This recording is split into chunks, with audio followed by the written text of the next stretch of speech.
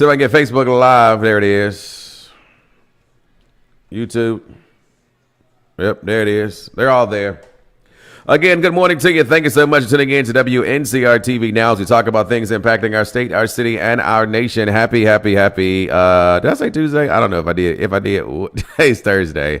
Happy Thursday to you. Again, thank you so much for tuning in to Wncr-Tv Now as we talk about things, again, impacting our state, our city, and our nation. There. A little bit of news here. That's interesting, but,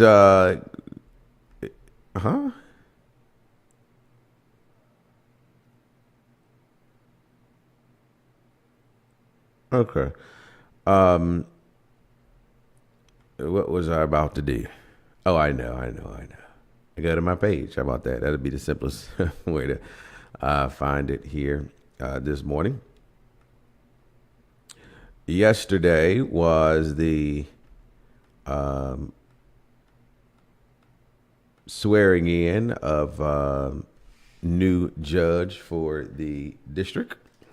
Congratulations to Tia Taylor for her swearing in ceremony that took place on yesterday at the Rocky Mount Judicial Center. I thought it was pictured online on screen there. There it is. That's her with the father and chief of police, Hassel. That is her swearing in at the moment. The swearing in service was done. Oath of office was conducted by Quentin Sumner, Judge Quentin Sumner. There, that is her with some of the deltas from the area came to support her in her swearing in and for her new judgeship. Just another photo there. There's Judge Sparati, along with Judge Slaughter there, and the Deputy Attorney General, Mango Davis, there as well.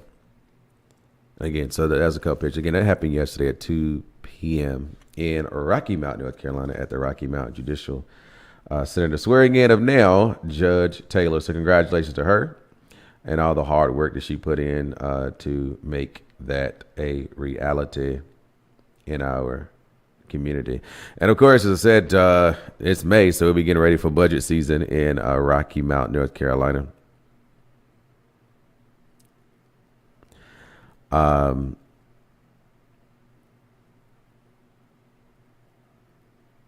Let's see here. Going here and there. What's happening in the General Assembly? We're going to look at that real quick as well to see what's going on there, as we so often do. Let's go here to NC Ledge, the North Carolina General Assembly. What do they got going on today? Because we kind of look at their calendar. Today is the first day of May. Can you believe it? So a couple of bills, second and third reading, the Affordable Housing for Local Employees, House Bill 306, and then bill scheduled for second and third reading. Oh, this is the day, right? Yep. House Bill 56, which is a publish of central office employees. Oh, that's the school bill, what they were talking about. The Adoption State Veteran Museum, support firefighters fighting cancer, baby boxes, newborn safety devices, firearm law revisions, clarify motor vehicle dealer laws. That's interesting. Motor vehicle dealers. I need to look at that, right? Commercial vehicle and cargo protection, juvenile justice legislative proposals. Foster Care Act in North Carolina. I think that is a bill that was sponsored by Representative Chester, if I'm not mistaken.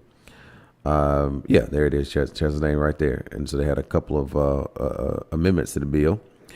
There is the clarify of emergency communications exemptions, school performance grade changes. I wonder, I got to look at that bill too, because it was like 80-20. So it was 80% on performance and 20% on growth. And so the question was that a fair method to grade schools? Yeah, you can perform well, but are you growing? And they took very little emphasis on growth. And I think that growth is way better, because it says, hey, we got you when you was at this level, and by the time you completed this semester, you were here.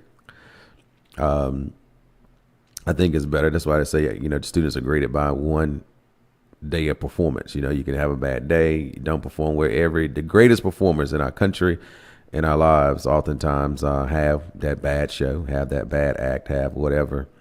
And so it's not always 100%. And so that's something to really think about as well. Oh, let me do this. Let me share the Facebook Live video this morning. On WNCR-TV Facebook page right here. Right here. And let me say good morning.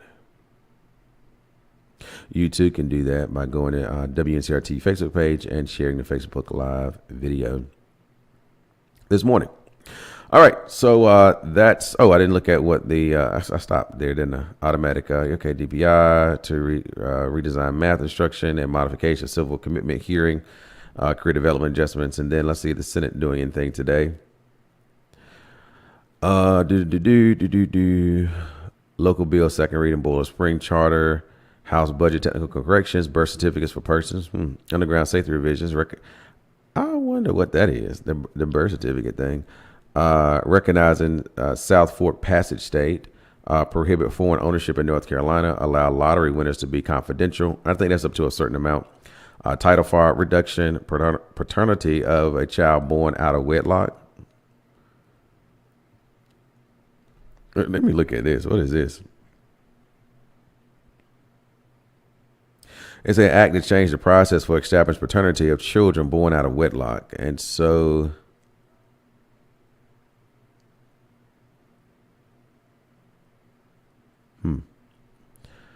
only thing I see it changes is the execution of filing this affidavit with the registrar not affects the rights to inheritance unless the affidavit is filed with the clerk of court in accordance with General Statute 29. So they're striking that.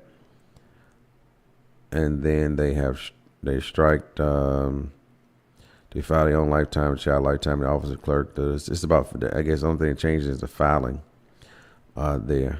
Okay. All right. So that's what's happening there in the General Assembly. The General Assembly for North Carolina, of course, they have various committees that I'm sure are meeting as well. And there are people who are showing up to protest what is happening in our General Assembly as it relates to a number of things. And you don't hear too much about the DEI bill stuff anymore. So that's maybe some kind of old news there. Let me say good mornings this morning. I want to say good morning to the following people who chimed in to Facebook Live this morning. And Gwendolyn Swain, who is over there on the YouTube. Good morning to you as well, Miss Swain. But Allison Williams, Gwendolyn Swain's here on Facebook as well. She's got multiple platforms. Good morning to James Bullock, Melinda Ingram, Donovan Williams, Deborah Gunter, Candy Staten, Barbara Smith, Gloria Brake, Irma Maxwell, and William Manley. Thank you all for tuning in to WNCR-TV Now as we continue to talk about things impacting our state, our city, and our nation. It is a thankful Thursday. That's right, Miss Irma Maxwell. It is a thankful Thursday indeed. One of the highlights that is circulating on social media, of course, through yesterday and, of course, in the Rocky Mount Telegram today, is Rocky Mount City Councilman has been charged by Durham police in connection with the alleged attack for a woman over the weekend. Councilman Jamaris Walker was arrested on Tuesday in Durham and facing charge of domestic violence, assault on a female, sexual battery, according to North Carolina District Court records. The offense, which are alleged, have occurred on Saturday and considered misdemeanors. Court records state. According to the court records, Walker is accused of striking a woman who he had formerly been dating 2 times across the face with an open hand, pulling her by her hair across the parking lot and attempting to force his hand in her mouth. He's also been accused of trying to forcibly pull down the woman's pants, court records state. So that has been the talk of the town here this past, a couple of hours here. Good morning, caller. You're on the air. Good morning, Mr. Bronson. Good morning. Can you do me a favor this morning? What's that? Can you play Kung Fu Fighting? When I play music, they end up coming out Facebook, so that's why we stopped playing music. Oh, really? Mm-hmm. Well, let's go and address the elephant in the room. What's going on? Oh, I was just reading the story about Councilman Jamaris Walker. Yeah. Well, you going to read the story, then I'm going to chime back in. Okay, yeah, okay. All right, take care. So So that's what the allegations were or is as it relates to Councilman Javaris Walker. And of course, he's out on a $5,000 bond, unsecured bond, with orders to have no contact with the accuser, according to North Carolina District Court records. Now, I saw on social media that there were some people questioning the amount of the bond. And so, just for point of clarity, for those who watch the show to get information, the average bond for a misdemeanor charge in North Carolina typically ranges from $250 to $5,000, but the actual amount is determined by a judge based on specific circumstances of the case. For example, a misdemeanor like public intoxication may have a bail of $500, while a more serious misdemeanor like simple assault could see a bail ranging between $1,000 and $5,000. So we're talking about 3 misdemeanor charges under state law. They're not felony charges, and so that is why the bond is around the amount it is, and obviously the maximum for the bond would be $5,000, and that's set by bond statutes, right? And so there's a bond schedule, and so that is what they follow. So it's no preferential treatment or things of that nature. They're misdemeanor charges. Oftentimes we're used to seeing people do other crimes which happen to be felonies, and so they may have higher bond amounts set for them. But again, you're talking about 3 misdemeanor charges that's been filed on Mr. Javaris Walker, and of course he'll have his day in court, or the charge will be dismissed between now and then, or whatever happens with the case. But did want to be sure that we did mention. But one thing I will say that's unique about this situation with Councilman Walker is that the number of people who have commented on the Fighting Crime page and elsewhere on social media, and anywhere else for that matter, has had a raging amount of support and disbelief for Councilman Walker. That is not typical, I will say, of stories that we see on social media. Typically, you'll see people saying, throw the book at him, do this, do that. But many have come to the defense of Walker and said it's definitely something that's outside of his character.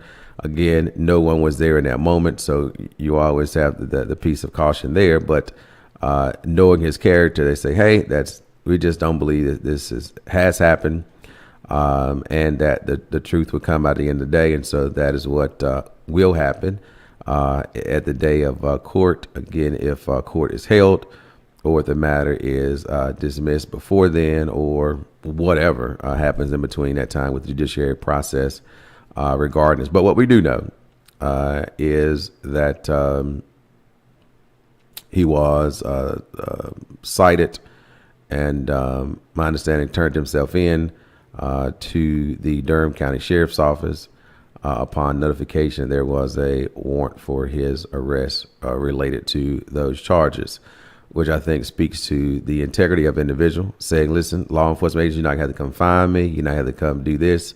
I'm going to turn myself in because we're going to get this matter behind me as quick as possible, and not, running with, are you looking for me today? Are you looking for me today? Are you looking for me today type situation. So that was a plus positive, I think, in the situation as well. So again, we'll see what all unfolds with that situation. But again, there has been a turnout of huge support via social media for Councilman Walker there. Then, of course, you do have some people who will give you your normal comments and this, that, and the third. And some of those people who have made such comments are not residents of Rocky Mount.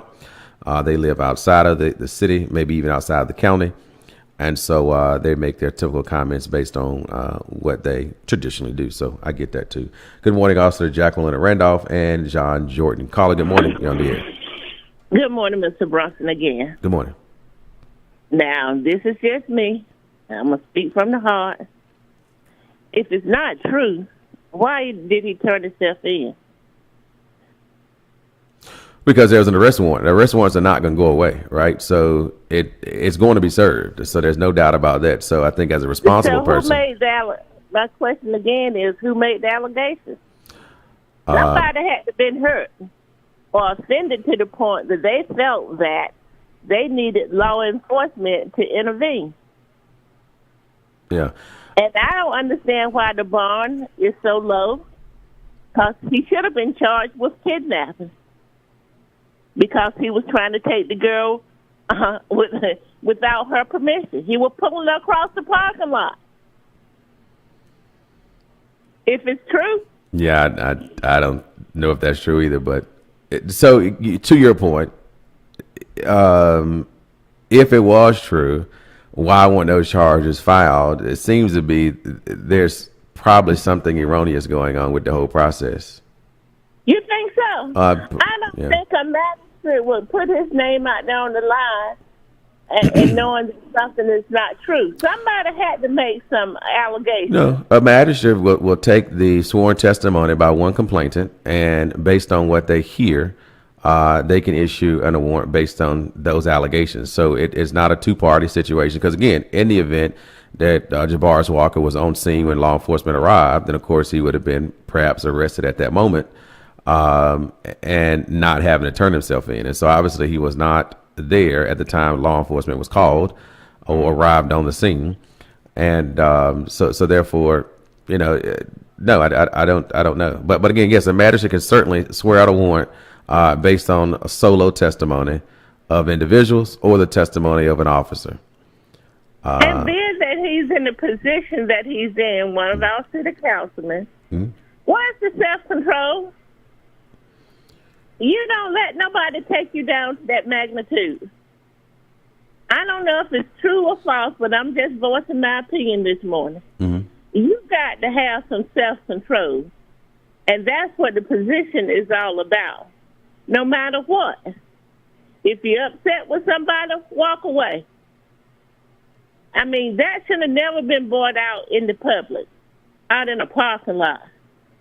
I'm just amazed at some of the stuff that people do and supposed to be representing the city, the state, or whomever. And this goes down to Donald Trump.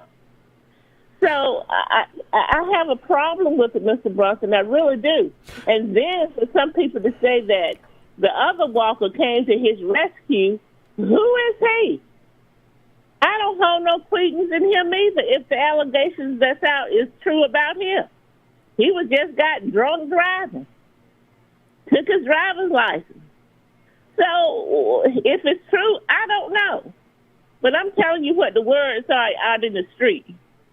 These city councilmen need to hold up and come and have a meeting with God. Have a meeting with Jesus.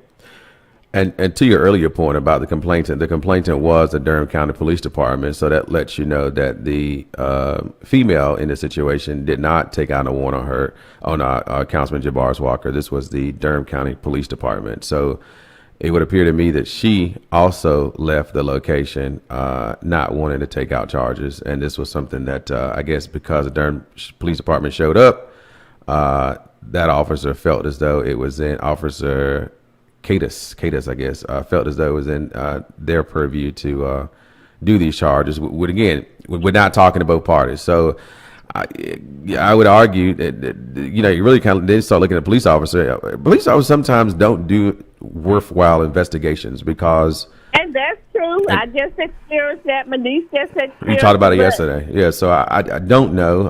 It looks like it was, hey, you hear some testimony of whomever, whether it was her or whether it was a third party who might have called the police or whatever. I don't know because I wasn't there. But tell me some footages out there. It's on tape.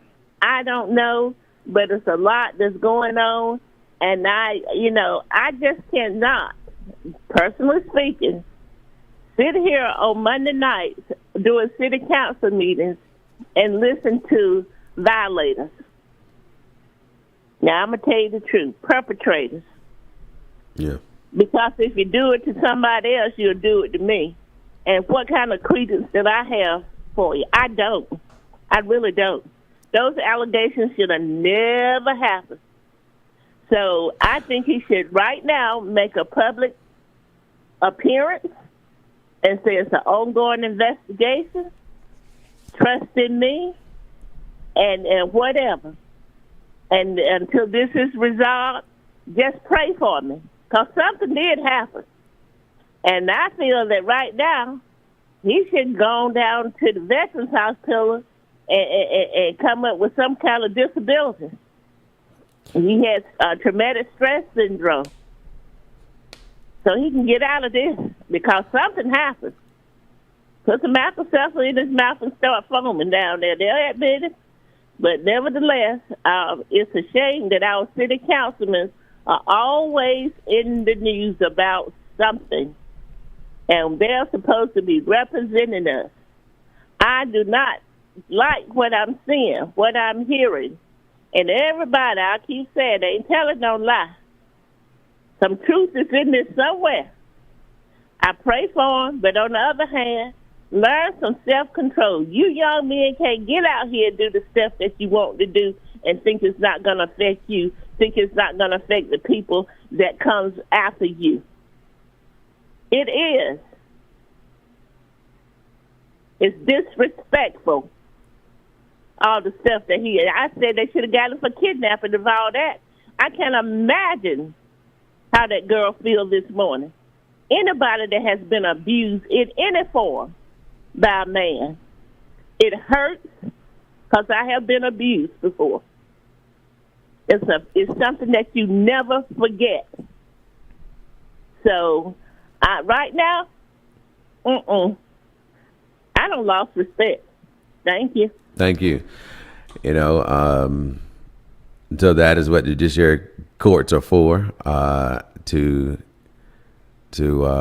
work through whatever evidence is in such a matter. And if there is video evidence of it, that would be, plainly shown whether or not those actions did or did not happen, for sure. And at the end of the day, one thing that Judge Quentin Sumner said yesterday in the swearing in of Judge Taylor, Judge Sumner said that when you are sitting where I'm sitting today, I'm adding words to his mouth. He essentially said, when you are rendering judgment to others, take a moment and put yourself in their shoes and ask yourself, would I want to be treated this way? To bring back humanity to our judicial process. And so when people are accused of this or accused of that, the question that I would hope people would have, and some won't because they'll be whatever they are, is it's just an allegation. Now, when a person has been proven guilty of doing this beyond a reasonable doubt, and of course that wouldn't stand in this case, but beyond a reasonable doubt, I get it. Hold them accountable, do whatever it is. But there have been too many allegations that's put out there in regards to folks that oftentimes are the furthest thing from the truth.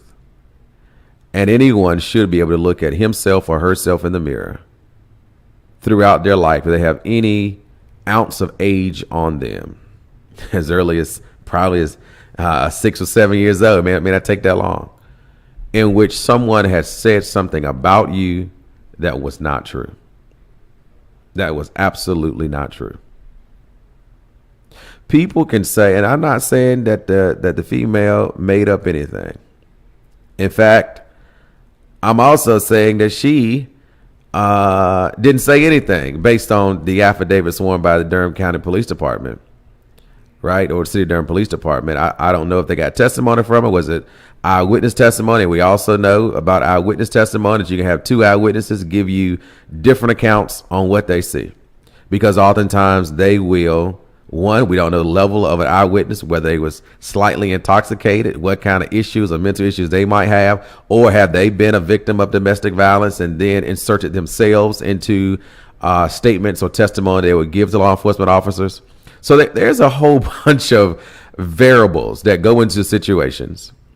And so that's why we step back and we process. And we say that in this United States of America, We're supposed to have a fair and just judicial system that will bring all the facts before the courts, and the courts will then determine whether or not there's sufficiency to be found guilty or the lack thereof, and therefore they are found not guilty, or there's no merits to it and the case is totally dismissed. There are various functions that could happen with systems. Say, caller, good morning. Hey, good morning, Bronson. How are you doing? Doing well, hope you are. And I just thought I'd interject the lady that called. She must have forgot about the Duke lacrosse team. She needs to call them up and ask them how they felt when it was all over. And you're innocent until you're proven guilty. And I'll leave it at that. Thank you, sir. Yeah, there are plenty of innocent people that have been had accusations to. I mean, I get it. I get it 100%. And so we'll see ultimately what comes out on this. Ultimately, it'll be the next news line or tagline about something else. I will say that at this time, there's some people say, "Oh, he should step down." I don't see why he would step down from his position as a city council member to do the work that he has been doing for the city and in Ward 7.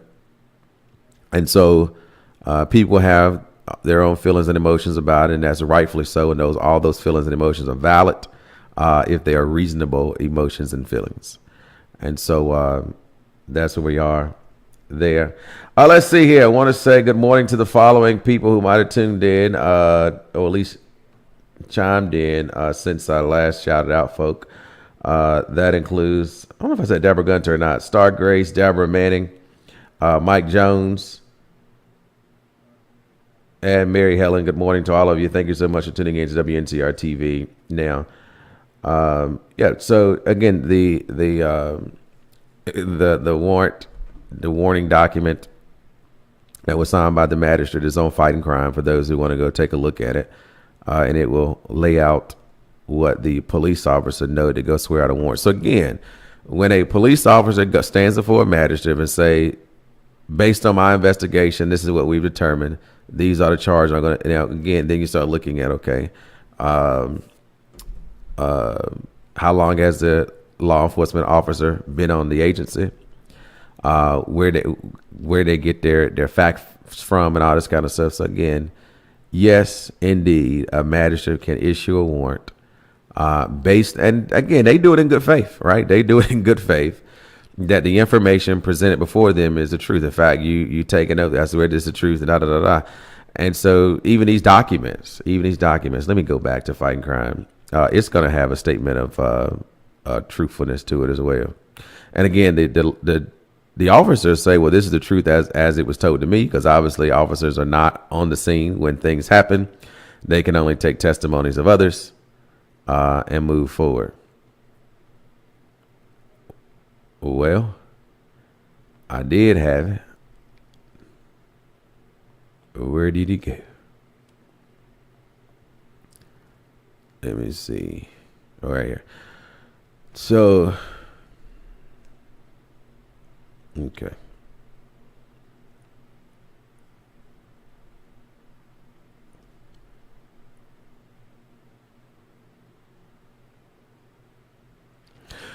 So this is what is going to say for the warrant for arrest. This is a warrant for an arrest.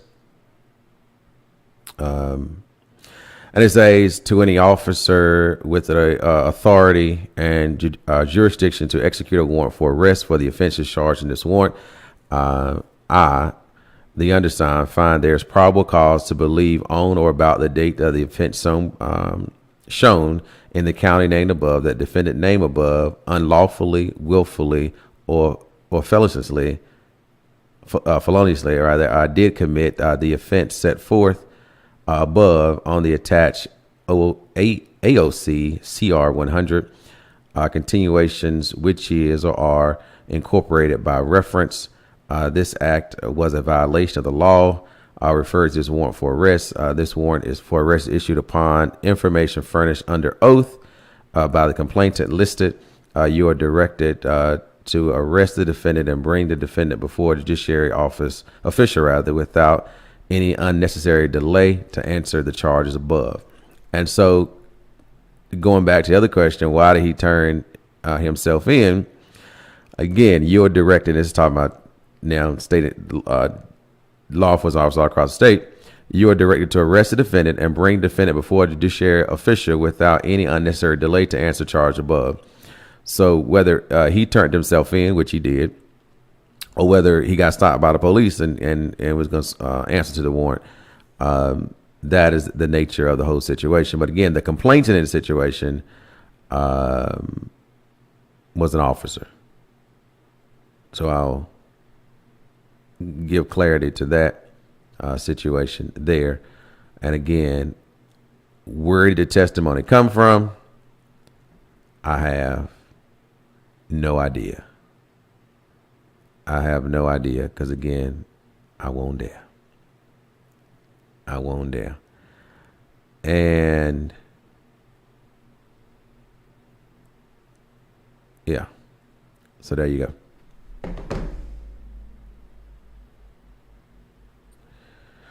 Joe Richardson, good morning to you as well. Thank you for tuning in. Mary Whitaker, good morning to you. Thank you for tuning in to Wncr-Tv Now as we continue to talk about things impacting our state, our city, and our nation. 43 minutes past the 8 o'clock hour this morning. So what else is happening? Because obviously that will be what it is. And there are other things that will continue to go on in our community that we'll certainly have conversation about. And that's going to be these local budget situations, what's going on with those, what's funded, what's not funded in our upcoming community. Oh, good stuff. That's going to be going on between now and June the 30th, when a budget must be sworn in. So you'll start seeing the public hearings for budgets for our county commissioners as well as for our city councils. And you will also see the state do what they did. I guess they have also some public hearings for those, but I don't know if any of that is ever in consideration when the state makes its budget, unless you are an elected official who then will bring a concern that one of your constituents have as it relates to the state budget there. So not sure. But I do know that the city is talking about a deficit that they have and how to recover from that and making some tough decisions. As you remember, I played the video, the mayor's brief, when new city manager Elton Daniel was talking with Mayor Sandy Robertson. And he was talking about having to make some tough decisions during the budget process and figuring out how do we try not to have a reduction of service, but yet understand we got to have some cost cutting situations there. And does that mean, maybe taking some positions away that might have been frozen and budgeted for? As you know, I don't know what they're going to end up doing. But hey, caller, good morning. Mr. Bronson, at what point do we hold public officials accountable, even if it's hearsay? You can't hold people accountable for hearsay, because you will be running all day long about what somebody said. Some people have vindictive goals, and I'm not saying this situation, but hearsay. Well, I was about to address something that was said about me, but I'm not even going to do that. But some people just have a common goal or theme just to put out false information. Information. I'm listening to individuals, I'm reading comments, and they appear to be saying that the lady had some vindictive motive. Clearly, what I just thought about people do that. It's hard to believe. I really do.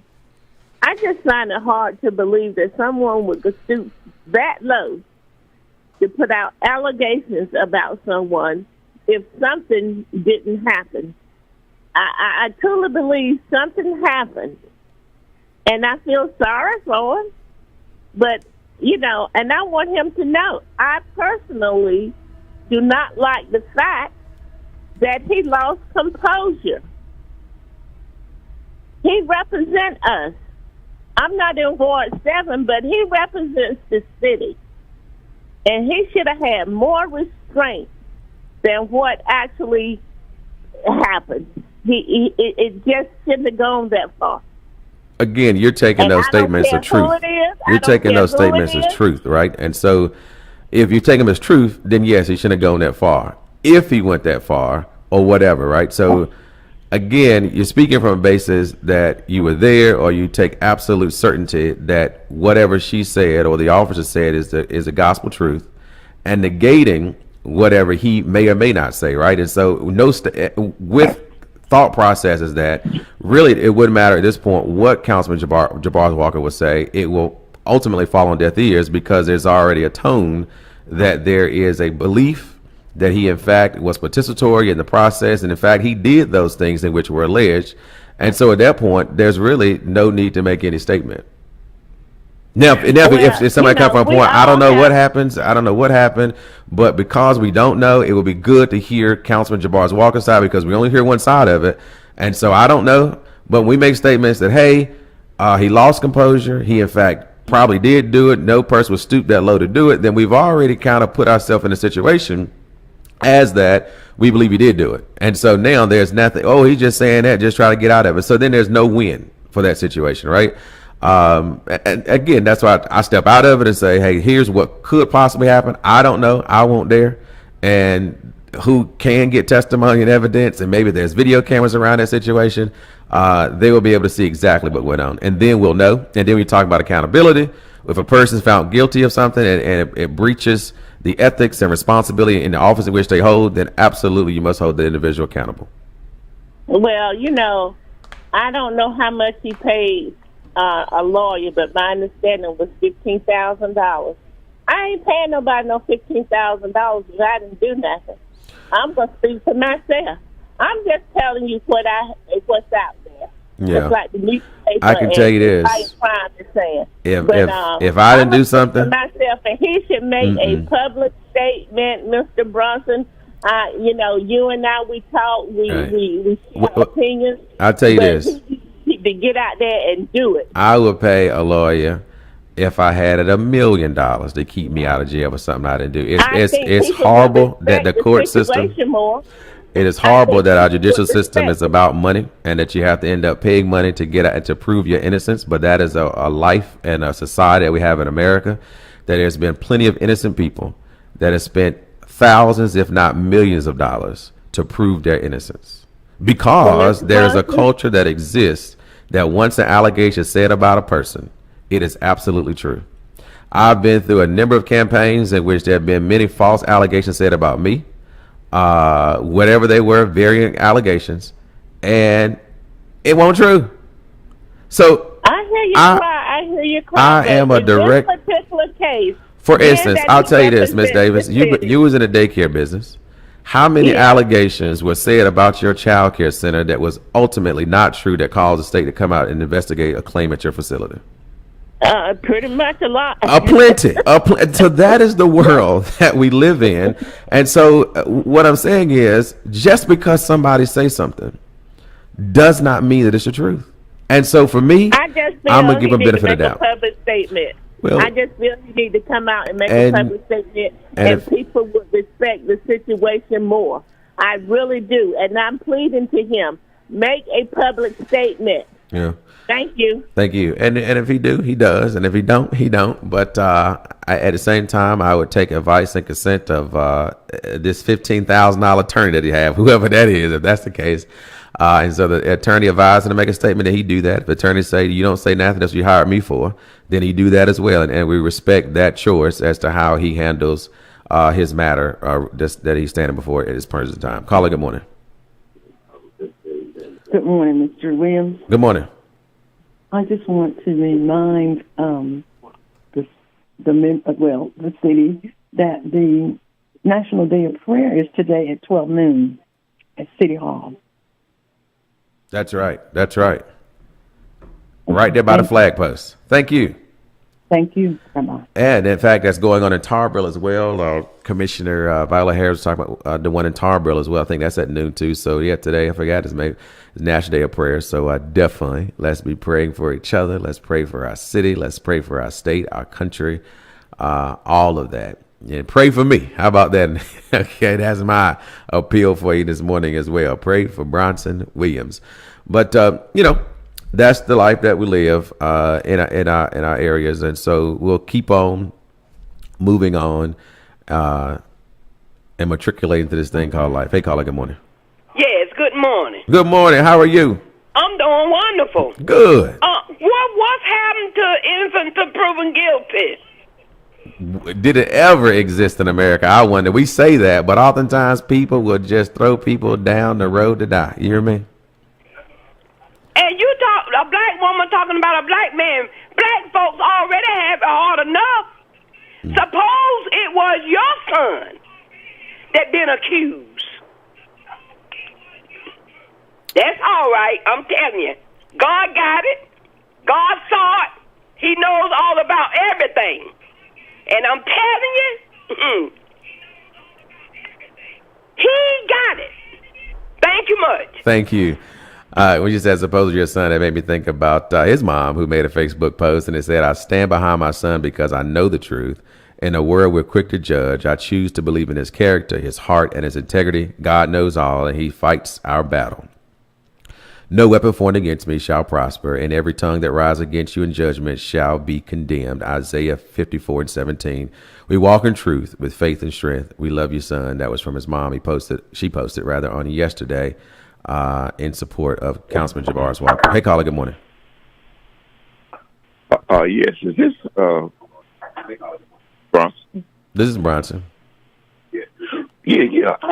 Miss Davis had left a word that somebody power washed her house, and I want to know how to get in touch with her, or could maybe she'll call in and give that number again. If somebody power washed her house, she thought it did a good job, and I would just like to know who it was so I can get in touch with them. Okay. Hopefully she's listening and she'll call in and give that information. Okay, thank you. Thank you.